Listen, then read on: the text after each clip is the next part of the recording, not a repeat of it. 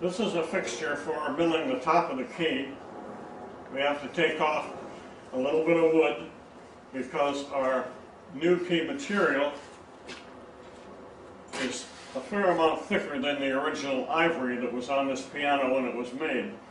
And our goal is to maintain the height of the key.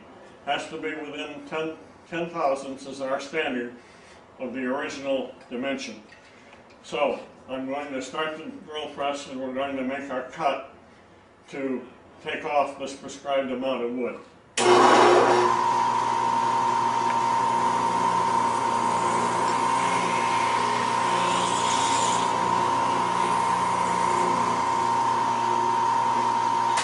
Now, we should be able to put our new material on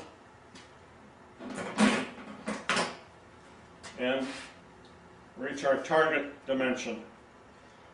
Yep, we're within 10 thousandths, so we're good.